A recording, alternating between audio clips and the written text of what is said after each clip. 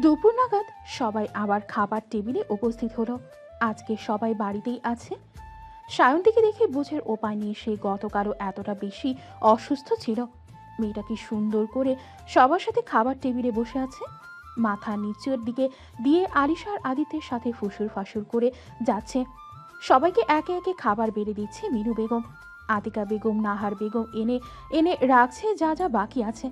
সায়ন্তী ফিস ফিস কণ্ঠে বলল, আলিশা, আদিত্য যে গাদ্দারি করেছে তুই কি তার শিওর? আদিত্য মুখ ফুরিয়ে বলল, ওরাই তো বললো আমাকে, আমি যেতে চাইনি, বিশ্বাস করো। আলিশা বলে উঠল, দীপ্তির সাথে এর কিছু হবে না দেখিস, আমি গিয়ে না করব দীপ্তিকে। আদিত্য করুণ কণ্ঠে বলল, দেখ বইন, এমনি ওই মহিলা আমাকে পাত্তা দেয় না, এত মেসেজ দেই রিপ্লাই করে না, কি একখানা বাপ নিয়ে বসে থাকে। মনের কথা তো ভয়েই বলতে পারি না, কি যে হবে আমার। তার উপর যদি তোরা কল কাটে নাড়াস তো আমি তো শেষ হয়ে যাব।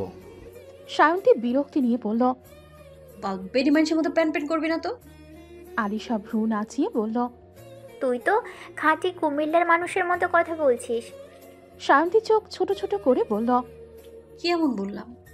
আদিত্য বলে উঠল, তুই একটা অসভ্য মহিলা। সায়ন্তী ধামধুম দিল কয়েকটা আদিত্যকে। এরই মধ্যে উমায়ের দেখা মিলল সেখানে।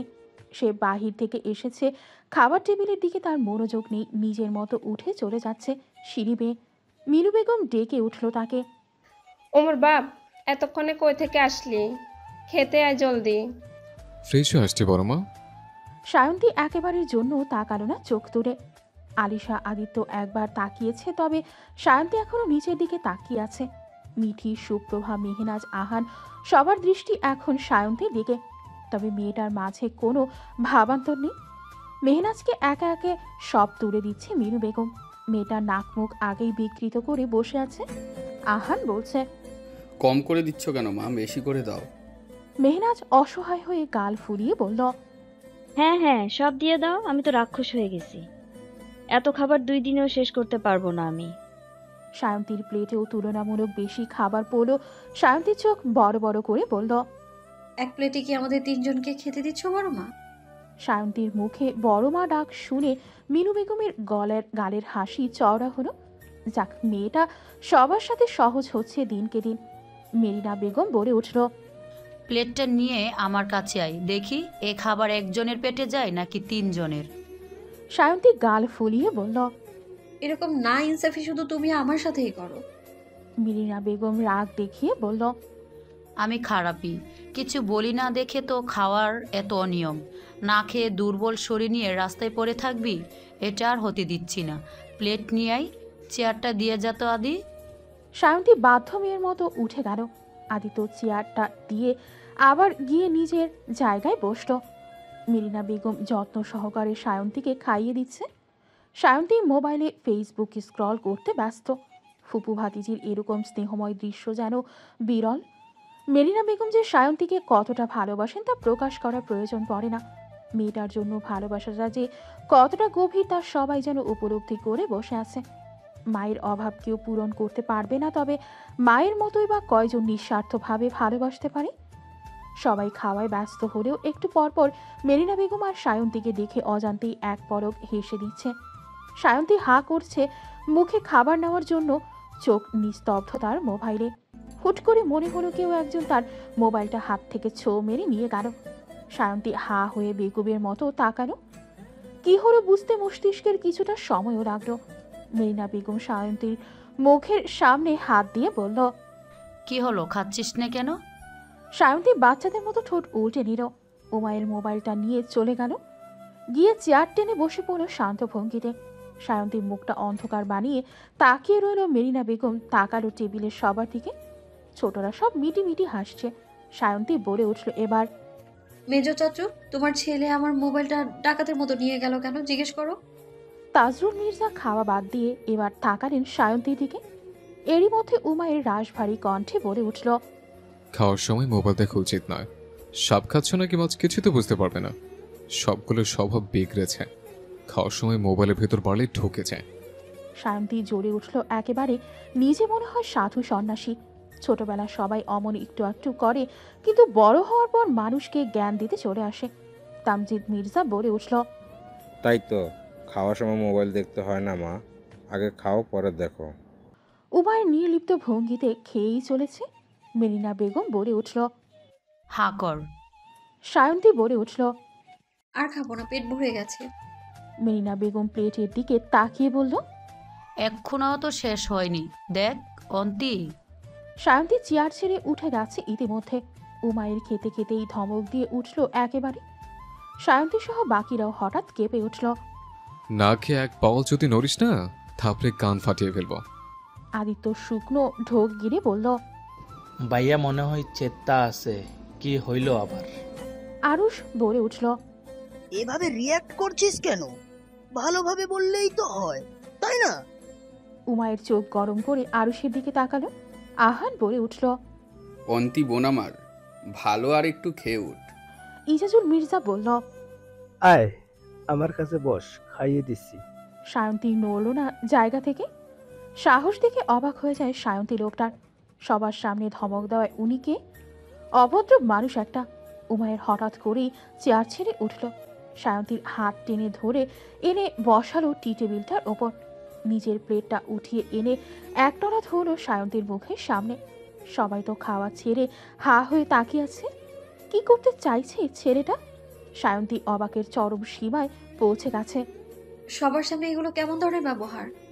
উমায়ের সায়ন্তীর মুখের ভেতর খাবারটা জোর করে ঢুকিয়ে দিয়ে বলল, খাচ্ছিস না কেন তুই? সবাই বলাতে মান বেড়ে গেছে?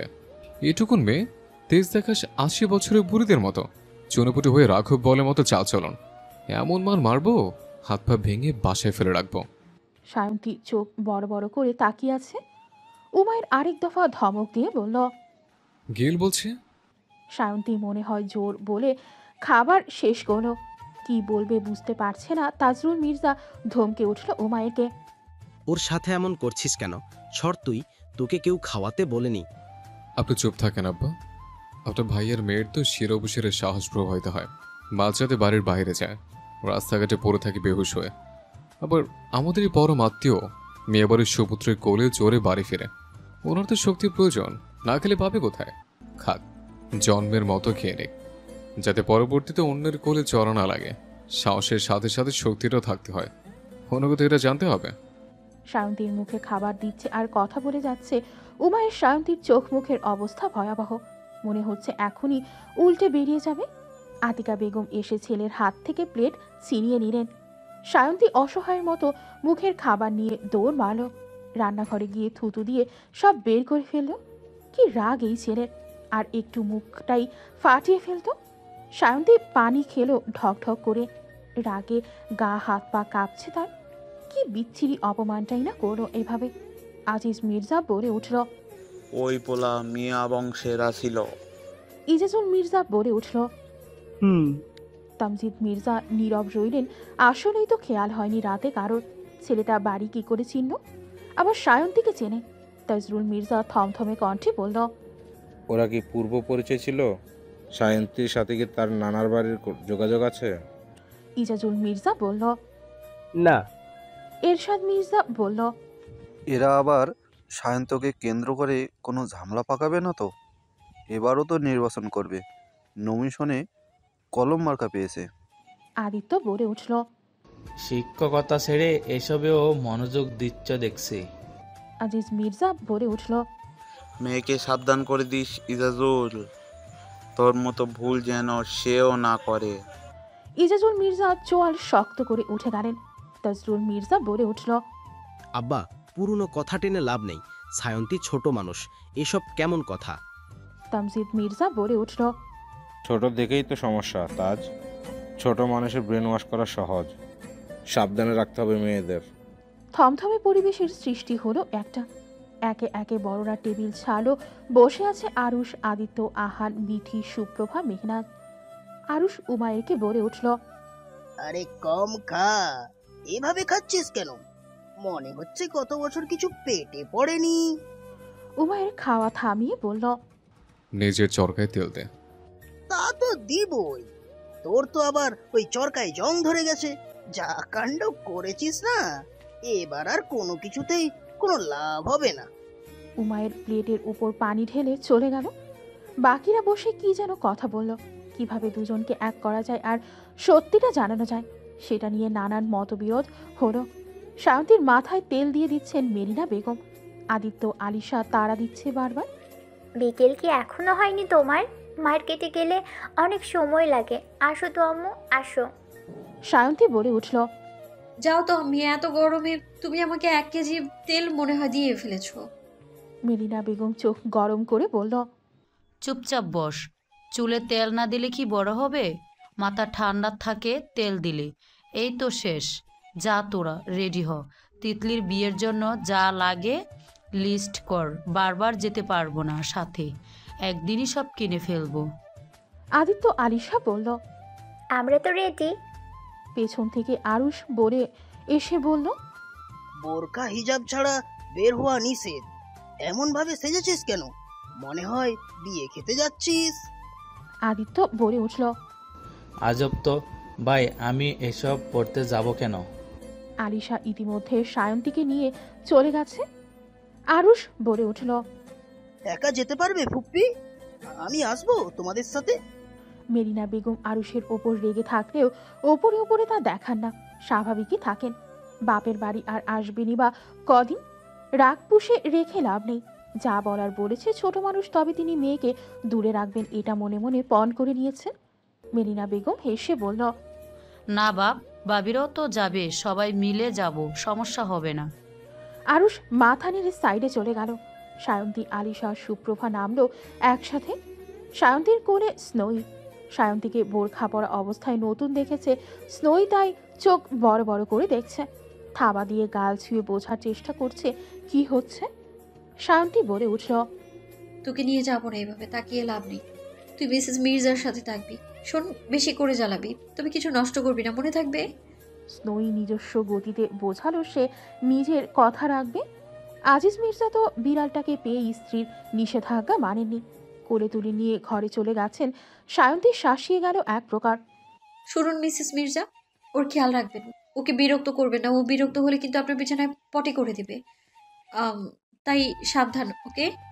সুফিয়া বেগম না বুঝতে পেরে বলল, কি করব? আদিত্য দাঁত কেলিয়ে বলল, যেটা তুমি বাথরুমে গিয়ে করো দাদি, ওই যাকে বলে 1-2। সুফিয়া বেগম অস্বাভাবিক বেগে চিৎকার করে বলল, সরা সরা, এটাকে নিয়ে যা বলছি। পেশাব করব আমার বিছনায়। এই বুড়ো, সারো ওইটারে, সারো কইতে আসি। আজিজ মির্জা বলে উঠল, আহা গিন্নি, তুমিও না। এই বাচ্চারা সাবধানে যাই সকলে। সায়ন্তী সহ বাকি 3 জনও চলে গেল। মেহনাজ যাবে না, এর সময় এত গরমে বাহিরে যাওয়ার দরকার নেই। তার জন্য পরে অনলাইনে সব অর্ডার করে দিবে বলে জানিয়েছে আহান। মেহনাজকে সঙ্গ দিতে আহান আর অফিসে যায়নি। মিঠি সোফায় গা এড়িয়ে দিতে দিতে বলল, এরা যে এত কি রেডি হচ্ছে কে জানে, কি একটু ডাকো তো। আদিত্য মোবাইলের ওপর চোখ রেখে লাফিয়ে উঠে বলল, এই আশা দেখ, ওমাইয়ের বাইয়ের জন্য যে মহিলারে ঠিক করছিল দাদি, সে মেয়েটা মানে আদনানের বোন বয়ফ্রেন্ডের সাথে বেগে গিয়ে বিয়ে করে নিয়েছে। ছেলেটাকে দেখে দেখেই মনে হচ্ছে গাঞ্জা সেবন করে নিয়ম করে। সুপ্রভা মোবাইল কেড়ে নিয়ে বলল, এসব মানুষ নিউজ করে ছাড়ে, আর কোনো কাজ নেই নাকি এদের? আলিশা বলে উঠল, কি একটা মেয়ে দাদি পছন্দ করলো বলো তো। বুড়ির আসলেই নজর খারাপ। মিঠি বলে উঠল, আমাদের অন্তিকে রেখে কে একটা মেয়ে পছন্দ করলো দাদি, তাই আমি ভাই দূরে দূরে থাকি। ওনার পছন্দ নাওজবিল্লা মার্কা, কবে জানি আমার জন্য একটা আধবুড়ো ধরে নিয়ে আসে। আলিশা পানির গ্লাস তুলে মুখে দিচ্ছিল। আদিত্য বলে উঠল তখনই, ঠিক কইছো আফা, একবারে পাদের সাথে চাঁদের তুলনা। আলিশা খুব খুব করে কেসে উঠল সাথে সাথে। সায়ন্তী রান্নাঘর থেকে ছুটে এসে বলল, কিরে কি হয়েছে? আলিশা হাসতে হাসতে বসে পড়ে বলল, আদির বাচ্চা, কি বললি তুই? কোনডাই ওই ফাদুনি? কোনডাই আমগো অন্তি তুলনা করতেও তো একটু ইয়ে টিয়ে লাগে নাকি? পা দিয়ে হয়, পাতকে চাঁদের সাথে তুলনা করতে যাইস না, তো চাঁদের অপমান হইব। আলিশা আবারও হো হো করে হেসে উঠল। পাদুনি, ছি ছি ছি ছি, তোর মুখের ভাষা আসলেই জঘন্য আদি। এর মধ্যে বড়রা সব চলে আসলো। একে একে যে যার মতো করে বাড়ি থেকে বের হলো। আরুষ গিয়ে ঢুকলো উমাইরের ঘরে। উমাইর মোবাইলে কথা বলছে আহাদের সাথে। হ্যাঁ, তুই দেখ, আমি আসবো রাতে। ওই মহিলার মুখ থেকে সত্যি কথা বের না হওয়া পর্যন্ত এক ফোঁটাও ছাড় দিবি না। আরুষ বলে উঠল কৌতূহলী কণ্ঠে। কি করেছিস বলতো? রুবিনা আন্টিকে দেখছি না কাল থেকে, চাচুরাও নিশ্চুপ, বলি কাহিনী কি? উমাইর গম্ভীর কণ্ঠে বলল, ওই মহিলা শেখদের স্পাই হিসেবে বসেছিল এতদিন বাড়িতে। মায়েরা কি বেরিয়ে গেছে? মাত্রই তো বের হলো। উমাইর সাদা টি শার্টের ওপর গাঢ় সবুজ রঙের শার্টটা পরতে পরতে বলল, একা ছেড়েছিস কোন আক্কেলে? গার্ডরা গেছে তো। উমাইর প্যান্টের পকেটে ওয়ালেট রাখতে রাখতে বেরিয়ে গেল। হাঁক ছেড়ে বলল, দ্রুত আয়, বিপদ একদম চারদিকে মাছের মতো ভনভন করছে। আরুষ বলার সুযোগ পেল না, রেডি হয়ে আসি। উমাইর তার আগে এসে ওর হাত টেনে ধরে নিয়ে গেল সাথে করে। বাইকে উঠে বাইকে স্টার্ট দিতেই আরুষ বলে উঠল, সায়ন্তীকে এত রাগ দেখালি কেন তখন? তো কি করব, পাকনামি করো সব জায়গায়। তোর জন্য হয়েছে সব। আমি কি করেছি? কি করিসনি তাই বল। ও তোর ওপর রাগে অভিমানে এসব করেছে। আর তোর জন্য একটা ব্রেকিং নিউজ আছে। সায়ন্তী গতকাল জেনে গেছে তুই ওই ব্যক্তি যার সাথে ওর পরিচয় ছিল। উমাইর আকস্মিক ভাবে বাইকের ব্রেক কষল। আরুষ রেগে বলল, বাইক থামালি কেন? ও জেনে গেছে বলে? উমাইরকে কতটা অবাক হতে দেখে আরুষ বিরক্ত হয়ে বলল, নাটক করিস না, এটাই তো স্বাভাবিক। আর সব জেনে যা বুঝলাম সব দোষ তোর। হ্যাঁ। উমাইর শান্ত কণ্ঠে বলল, কি কি হয়েছে সব বল। আরুষ তেরামি করে বলল, বলবো না। উমাইরও বাইকের স্পিড বাড়িয়ে দিয়ে বলল, ঠিক আছে, আজকে একসাথেই মরি, কি বলিস? আরুষ চেঁচিয়ে বলে উঠল, এই পাগল হয়েছিস? আরে রাস্তায় গাড়ি বেশি স্পিড কমা ভাই আমার, আরে বলছি তো। উমাইর ধীর গতিতে চালাতে শুরু করলো আবার। আরুষ সবকিছু বলে দিল গড় গড় করে। উমাইর কি বলবে বুঝতে পারল না। বোকামি করতে করতে এখন সে সব তলানিতে গিয়ে ঠেকেছে।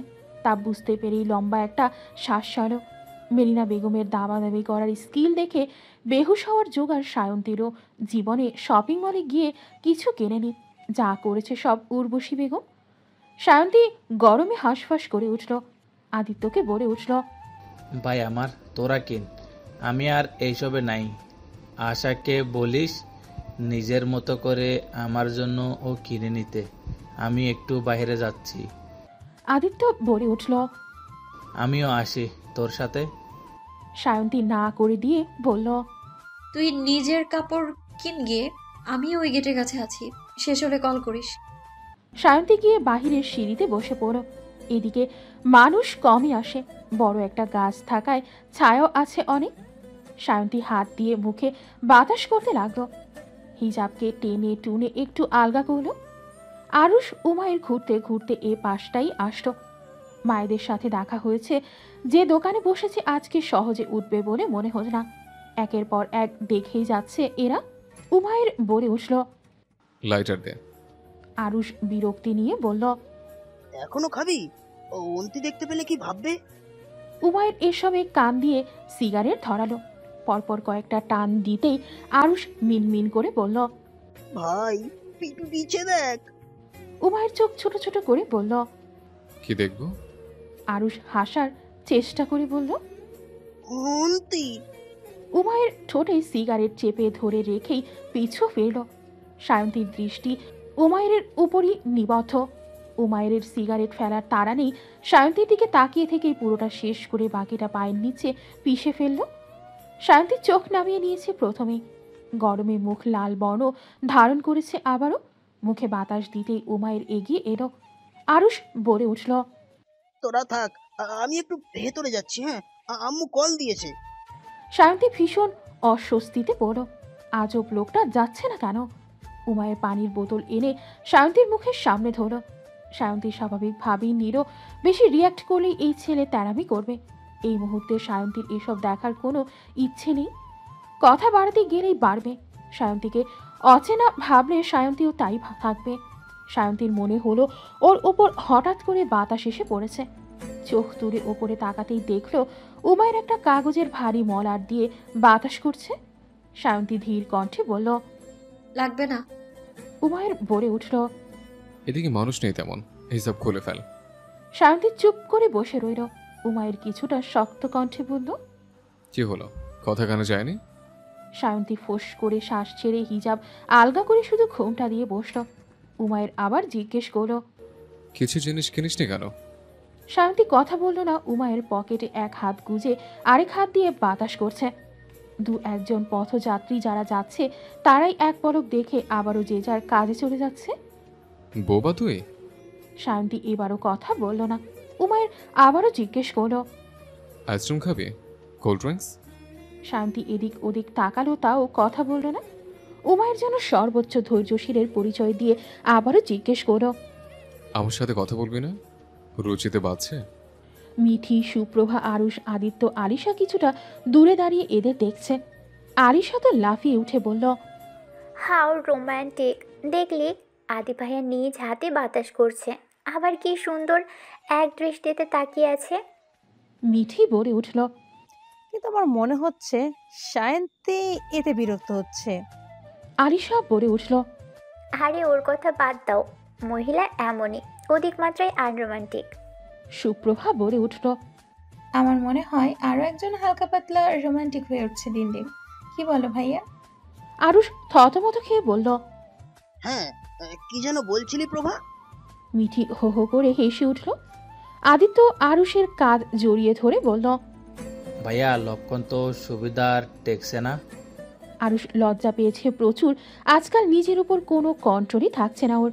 মেয়েটা কি জাদু করেছে নাকি প্রতিশোধ নেওয়ার জন্য সায়ন্তীর জোরালো গলার স্বর শোনা গেল হঠাৎ। ফাজলামো করেন আপনি আমার সাথে? অযথা বকবক কেন করছেন? আপনাকে যেন আমি আমার সামনে আর না দেখি। উমায়ের চোয়াল শক্ত করো নিজের।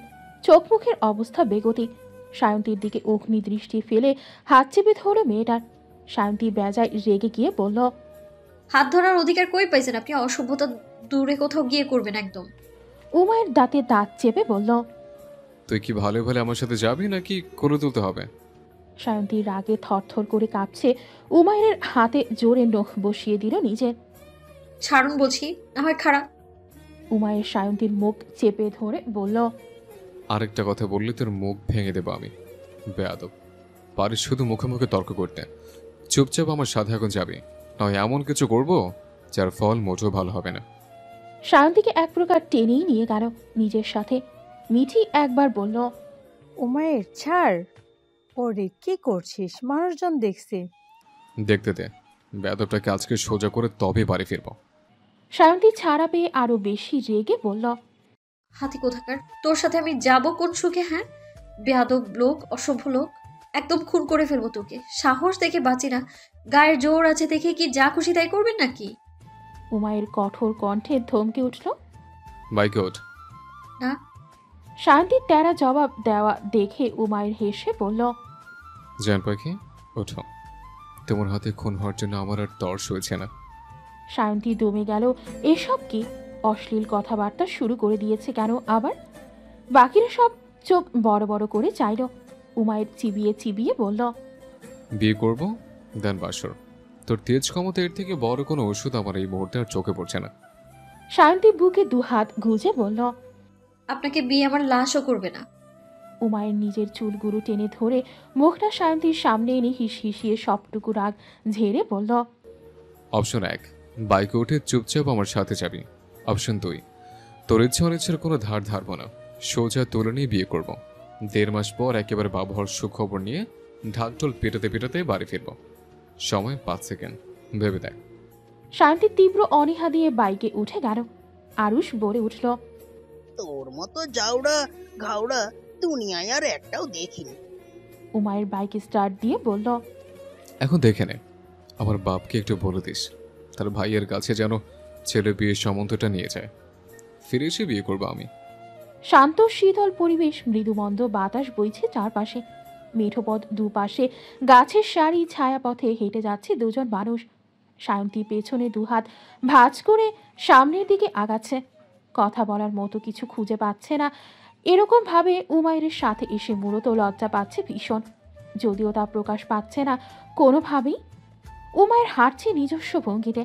সায়ন্তী বিরক্ত হয়ে বারবার এদিক ওদিক তাকাচ্ছে। কেন যে এভাবে নিয়ে আসলো বলছে না কেন? অসহ্য প্রকৃতির মানুষ একটা। উমায়ের নীরবতা ভেঙে জিজ্ঞেস করলো, আমার আসলে পরিচয় জানার পর তোর কেমন প্রতিক্রিয়া হয়েছিল, কখন জানলি? সায়ন্তী হঠাৎ কণ্ঠস্বর পেয়ে কিছুটা চমকে উঠল, থতমত খেয়ে বলল, হ্যাঁ। কিছুটা থেমে আবার বলল, ও। উমায়ের ভ্রু কুচকে জিজ্ঞাসু চোখে তাকালো। সায়ন্তী ঠোঁটের কোণে মুচকি হাসিটা বজায় রেখে বলল, তেমন কিছুই না, কয়েকদিন ধরে সন্দেহ হচ্ছিল, এটা তেমন কোনো বড় বিষয় না, জানলাম সন্দেহ কাটলো আর কি। উমায়ের মনে হয় উত্তর পছন্দ হয়নি। চোখ মুখের ধরন মুহূর্তেই গম্ভীর হয়ে উঠল। গাম্ভীর্যতা বজায় রেখেই বলল, দ্বিতীয় প্রশ্নের উত্তর পাইনি। সায়ন্তী এবার কিছুটা শব্দ করে হেসে বলল, কখন জানলাম তা জেনে আপনি কি করবেন? কখন জেনেছিস? চাপা ধমকের সুর উমায়ের কণ্ঠে। সায়ন্তী ভ্রু কুচকাল, তারপর লম্বা একটা শ্বাস ছেড়ে বলল, আপনার হবু বউয়ের সাথে পরিচিত হওয়ার কয়েক মুহূর্ত আগে। উমায়ের কপালে গাঢ় ভাঁজ পড়ল এবার। উমায়ের নিচ থেকেই বলে উঠল, আমি তোকে রাগাতে ওসব করেছিলাম। সায়ন্তী অবাক চোখে তাকালো, যেন সে ভীষণ রকম অবাক হয়েছে এ কথা শুনে। কণ্ঠে তেমনি সুর টেনে বলল, ওমা, এটা কেমন কথা উমায়ের ভাই? আপনি বিয়ে করবেন এতে আমি অখুশি হতে যাব কেন? রাগে বা কেন করব? উমায়ের সায়ন্তীর দিকে এমন ভাবে তাকালো মনে হলো আজ সায়ন্তীকে চোখ দিয়েই ভস্ম করে ফেলবে। সায়ন্তী মোটেও পাত্তা দিল না, তাকালোও না। উমায়ের সায়ন্তীকে টেনে নিজের দিকে ঘোরালো। রাগ মিশ্রিত কণ্ঠে ভরে উঠল, তুমি সত্যি বুঝতে পারছো না নাকি ভনিতা করছো? সায়ন্তীর চোখ উঁচিয়ে তাকালো, তাচ্ছিল্যের হাসি ঠোঁটে বিদ্যমান তখনও। আপনি আমার বড় ভাইয়ের মতো, আপনার সামনে এসব করার সাহস কি আমার আছে? উমায়ের বোঝানোর সুরে বলল, আমার ভুল হয়েছে, আমি বোঝার ভুল করেছি। আমার তোমার কাছে জানতে চাওয়া উচিত ছিল কি হয়েছে, কিন্তু আমি তা করিনি। তার জন্য আমি সত্যি ভীষণ অনুতপ্ত, বোঝার চেষ্টা করো। সায়ন্তী বরাবরের মতোই শান্ত, তার কণ্ঠস্বরে কোনো চঞ্চলতা নেই, রং নেই, সুর তাল নেই, কথা বলছে যেন অতি স্বাভাবিক ভঙ্গিতে। আমার আর আপনার মাঝে তো বিশেষ কোনো সম্পর্ক ছিল না, তাই এতটা ছোট হওয়ার কিছুই নেই। আপনার ইচ্ছে হয়নি তাই বলেননি। আপনাকে দেখার ইচ্ছে ছিল, আগে হোক বা পরে হোক, দেখা তো হয়ে গেছে, শেষ। এত কথা বাড়িয়ে লাভ নেই, বাড়ি যাবো চলুন। উমায়ের সায়ন্তীর এমন গা ছাড়া ভাব মোটেও পছন্দ হলো না। সে চায় মেয়েটা তার কাছে কি নিজেকে প্রকাশ করুক, অভিযোগগুলো নির্দ্বিধায় অধিকার খাটিয়ে বলুক, অভিমান করুক। উমায়ের সে অভিমান ভাঙানোর স্বাদটুকু পেতে চায়। তার হৃদয় মন মস্তিষ্কে এই মেয়েটার এমন শান্ত থাকাকে মানতে পারছে না। অসহ্য রকম অনুভূতিতে বারবার মুচড়ে উঠছে ভেতরটা। ছেলেটার কণ্ঠস্বরে যেন আজ কিছুটা একটা আছে, করুণ শোনালো হয়তো। তোমার সত্যি কিছু যায় আসে না? কোনো সম্পর্ক নেই আমাদের মাঝে? তোমার মনে আমার জন্য কোনো ফিলিংস জন্মায়নি এতগুলো বছরে? সায়ন্তী বিরক্ত হয়ে বলল, কথা কেন পেঁচাচ্ছেন? আপনার সাথে এই বিষয়ে কথা বলার আমার কোনো ইচ্ছে নেই। গায়ে পড়া স্বভাবের মানুষ না আমার একদমই পছন্দ না, তাই এরকম করা বন্ধ করুন। উমায়ের চোখ ছোট ছোট করে তাকিয়ে বলল, আমি গায়ে পড়া মানুষ? তোর গায়ে কতবার পড়েছে বেয়াদব? সায়ন্তী চোখ তুলে তাকালো, উমায়েরও তাকিয়ে আছে। সায়ন্তী সোজা চোখ রাখলো উমায়ের চোখে। উমায়েরও নিশ্চুপ হয়ে তাকিয়ে আছে। বাতাস বয়ে চলছে নীরবে, অভিমানেরা যেন একে একে এসে জমা হচ্ছে, আবারও উড়ে যাচ্ছে বাতাসের তালে তালে, বেনামি চিঠি হয়ে মেঘের খামে খামে। সায়ন্তীর কালো চোখের মণিগুলো যথেষ্ট শান্ত, বেবি হেয়ারগুলো উড়ছে সমান তালে। মাথায় টানা ঘোমটাটা অর্ধ মাথা অবধি ঝুলছে। কালো রঙা বোরখাটার ওপরে থাকা সাদা পাথরগুলো যেন চকচক করছে ক্ষণে ক্ষণে। উমায়ের শুধু তাকিয়েই রইল, তার চোখে মুখে মুগ্ধতার রেশ বিরাজমান। শান্তি স্পষ্ট টের পাচ্ছে উমায়ের গভীর চাহনি। মানুষটার ব্যক্ত করা চোখের ভাষা সে অবলীলায় পড়তে পারছে। তবুও অভিমান আর ধোঁকা পাওয়ার কষ্টটা যেন আজ বেশি ভারী মনে হলো নিজের কাছে। উমায়ের সায়ন্তীর তুলনায় বেশ সুন্দর, ফর্সা ত্বকে নজর করা মুখের আদল ছেলেটার। অর্ধ লম্বা চুলগুলো যেন আরো বেশি আকর্ষণীয়। সুঠাম দেহের অধিকারী একজন চমৎকার তাগড়া যুবক। সায়ন্তী হাসল, ঠোঁট জোড়া নড়ে উঠল। মৃদু উমায়ের সায়ন্তীর চোখের পাতা ফেলা থেকে শুরু করে কতবার শ্বাস নিচ্ছে, ভ্রু কবার কুচকেছে, মাঝে মধ্যে বিরক্তিতে যে নাকের পাটা ফুলে ফেপে উঠছে, সব সব কিছু লক্ষ্য করছে সে। অনুভূতি লোকানো তোমার স্বভাবের মধ্যে পড়ে না, এলিনা। শান্তি এখনো তাকিয়ে আছে, তার চোখ আজ অনুভূতি শূন্য, শান্ত নদীর মতো শুধুই যেন স্নিগ্ধতা ছড়াচ্ছে। শান্তি যেন বেশ কঠোর ধাঁচে আবৃত, নমনীয়তার ছিটে ফোটাও নেই কথায়। নতুন আমি এবং আমার স্বভাব সম্পর্কে আপনার ধারণা খুবই নগণ্য উমায়ের। আমাকে জানা আপনার সাধ্যের বাইরে, চেষ্টা করেও লাভ নেই। আমি চাই না আপনি আমায় জানুন, বুঝুন। যতটুকু বুঝেছেন ততটুকু অধিকার আপনাকে আমার উপর ফলাতে আমি দিয়েছিলাম, তা আজ তুলে নিলাম। আপনার প্রতি আমার কোনো অভিযোগ নেই। দুঃস্বপ্ন ভেবে ভুলে যাব আমি আপনাকে, আপনিও ভুলে যান। আর হ্যাঁ, বর্তমানে আমাদের একটা সম্পর্ক আছে, সেই সম্পর্কের অমর্যাদা করে আমায় বিব্রত করা থেকে বিরত থাকবেন। আশা করি বুঝতে পেরেছেন। উমায়ের চোয়াল শক্ত হয়ে আসলো এবার। মেয়েটা অবুজের মতো কাজ কারবার করতে ওস্তাদ। বেশ বিরক্ত নিয়ে উমায়ের বলে উঠল এবার। ভালো কথা কানে যায় না তোর? আমি শুরু থেকে তোকে একটা কথা বুঝিয়ে এসেছি, তুই বুঝতে চাস না নাকি বুঝিস না? এতটা বোকা তো তুই না। এই, তোর কি মনে হয় ওটুকু রাগ আমি করতে পারবো না? এটুকু অধিকার আমার নেই? শুরু থেকে তোর পেছনে পড়ে আছে, ইগনোর উপরে ইগনোর করেছিস, যা বলেছিস তাই করেছি, তোর মন মতো হওয়ার চেষ্টা করেছি, নাকে দড়ি দিয়ে ঘুরিয়েছিস, কিচ্ছু বলিনি। তার কারণ একটাই, তোকে আমি ভালোবাসি। অভিমান করলাম আমি, বুঝলি কই? প্রতিবারের মতো এবারও আমার অভিমান, আমার রাগ, দুঃখ, কষ্টের কোনো মূল্য নেই তোর কাছে। তোর সব রাগ, অভিমান, অভিযোগ আমি সাদরে গ্রহণ করেছি। তুই আমার মতো একটা সামান্য মানুষকে গ্রহণ করতে পারবি না?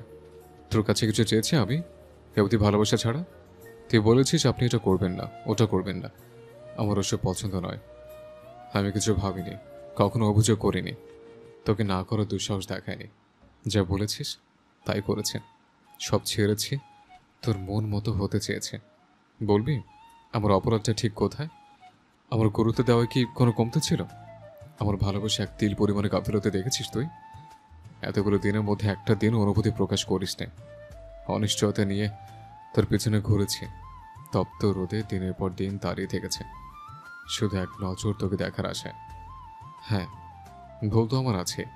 আমি বাকি প্রেমিকদের মতো তোকে জানিয়ে তোকে দেখতে চাইনি, মন চাইলেই ছুটে গেছে।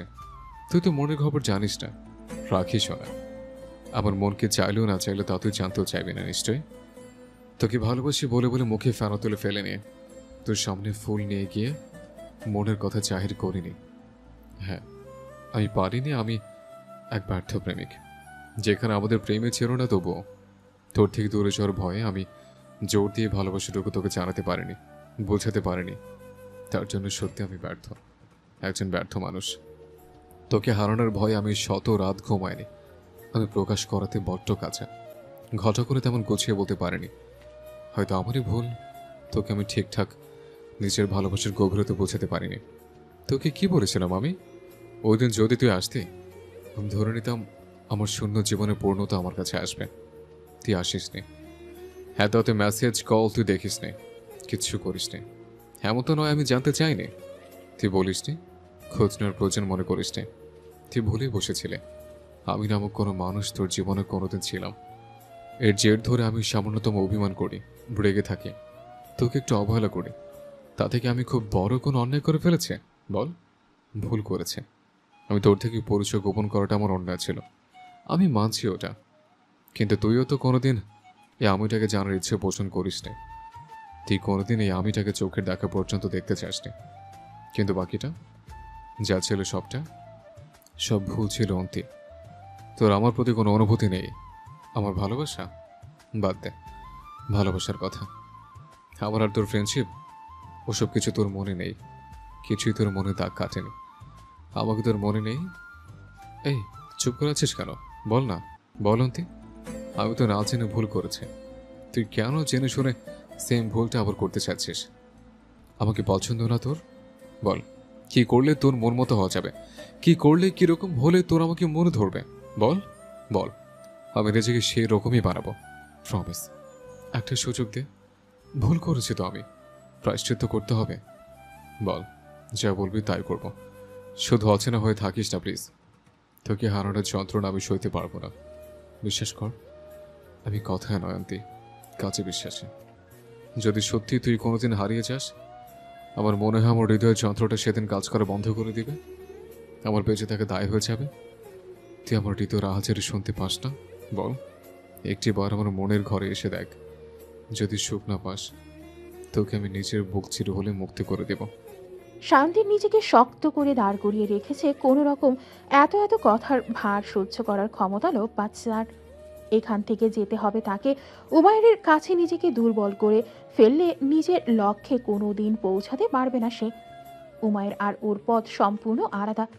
এই মানুষটার সাথে ওর জীবন কোনোভাবেই জুড়তে পারে না, এ অসম্ভব।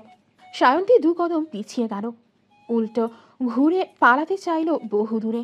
সব কিছু থেকে পালাতে চায় সে।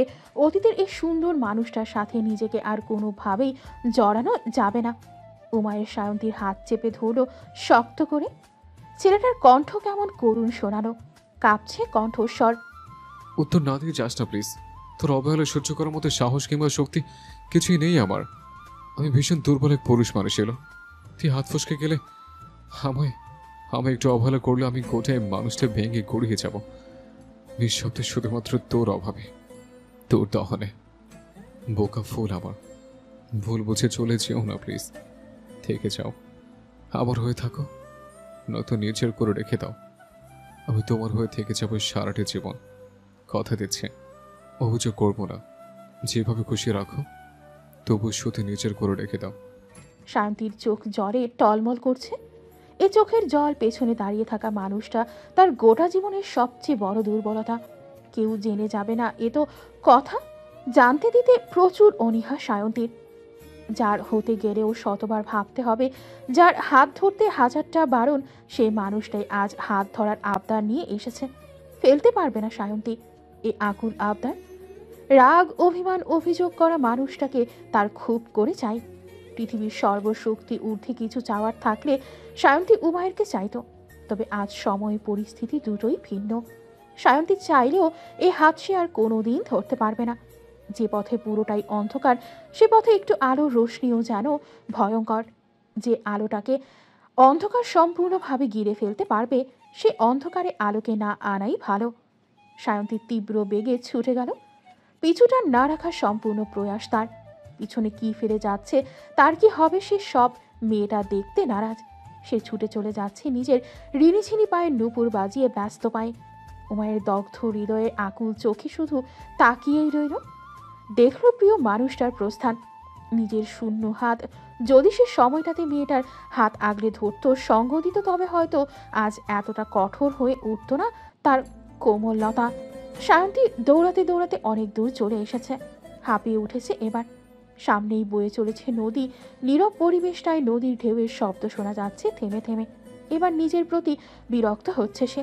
উত্তর না দিয়ে চোরের মতো পালানোটা এখন তার মন মেনে নিতে পারছে না। সায়ন্তী হেঁটে চলে গেল উমায়ের বাইকের দিকে। বিরক্তিতে চোখ মুখ কুঁচকে আছে তার। বাইকের চাবিটা থাকলে তো সে এখন চলে যেতে পারত। এমন নীরব শুনশান জায়গায় গাড়ি বাস কিছুই তো পাওয়া যাবে না। সায়ন্তীর হাঁটতে গিয়ে বাঁধল আরও বড় এক বিপত্তি। সামান্য উঁচু জুতা পরায় হাঁটতে কষ্ট হচ্ছে। দৌড়াতে গিয়ে যে কতবার পড়তে পড়তে বেঁচেছে, আলিশার দেওয়া এসব পড়তে গিয়ে এই অবস্থা হয়েছে। মেয়েটাকে বারবার বলার পরও উঁচু জুতা নিয়ে চলে আসে। না পড়লে আবার মুখ ফোলায়। মন মেজাজের 12টা বেজে একেবারে বিচ্ছিরি অবস্থা। সায়ন্তী জানে তাকে এখন আবার উমায়ের মুখোমুখি হতে হবে। এই মানুষটার থেকে তার মুক্তি নেই, তবুও সে পালাবে যতটা পারা যায়।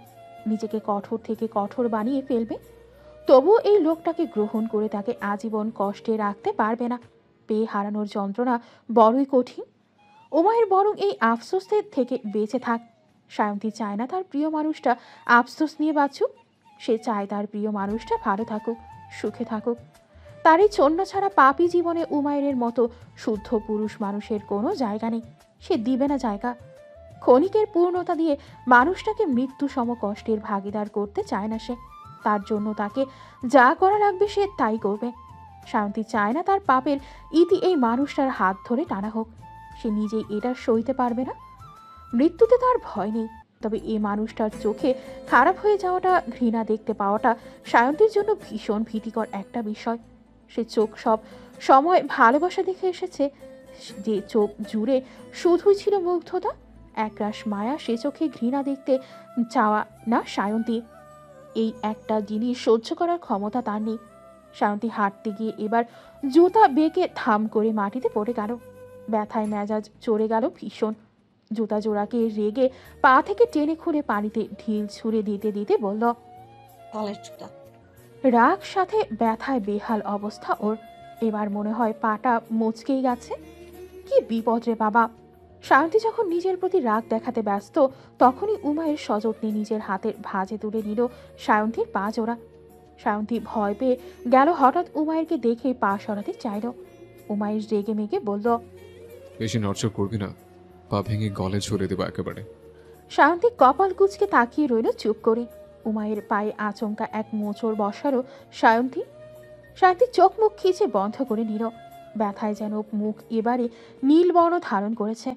উমায়ের নিচু কণ্ঠে বলল, আমার পছন্দের সাজসজ্জা আজও তোমার অঙ্গে, আমার পছন্দ অপছন্দে আজও তোমার মাঝে পরিবর্তন ঘটে। আমার বলায় চাওয়া, আমার সব কিছুতে আজ তুমি মুগ্ধ হও, হয়তো প্রেমেও পড়ো, শুধু স্বীকার করবে না বলে বেহুদা জেদ ধরছ। আমিও দেখি কতদিন জেদ বজায় রাখতে পারো। শোনো মেয়ে, মির্জারা কখনো নিজের জিনিসে এত সহজে ছাড় দেয় না। যতদিন রাজি না হবে ততদিন পিছুও ছাড়ব না। যদি চ্যালেঞ্জ করো তো মনে রেখো, ওমায়ের আয়মান মির্জা জীবনে কোনোদিন কোনো চ্যালেঞ্জে হারেনি। প্রিয় মানুষকে পাওয়ার কথা, আসলে তো সেখানে হারার কোনো অপশনই থাকবে না, হয় আপোষে নয়তো। সায়ন্তীর কানের কাছে মুখ নিয়ে আরো কিছুটা ফিস ফিস কণ্ঠে বলল, আপোষ করে নাও সোনা, এতে তোমারই ভালো। জোর করে হলেও তোমাকে আমি নিজের করব, কথা দিচ্ছে। যেদিন নিজের করে পাবো, এক চুল পরিমাণ ছাড়ও দিব না, সবকিছু হিসাব সুদে আসলে নেব। শান্তি ছটফটিয়ে উঠছে ভেতরে ভেতরে। ছেলেটার বদ অভ্যাস, এটা চরম পর্যায়ের বেয়াদবি। কারো এত কাছে আসাটা মোটেও উচিত হয় না। সায়ন্তী দুর্বল হতে হতে কবে জানি জ্ঞান হারিয়ে ফেলে। কড়া পারফিউমের ঘ্রাণটা যেন সত্যি হিপনোটাইজ করতে সক্ষম। তাই তো সায়ন্তী সব সময়ই শ্বাস আটকে বসে থাকে, কোনো কিছুতেই বিমোহিত হতে চায় না আর। উমায়ের হাসল ঠোঁট এড়িয়ে।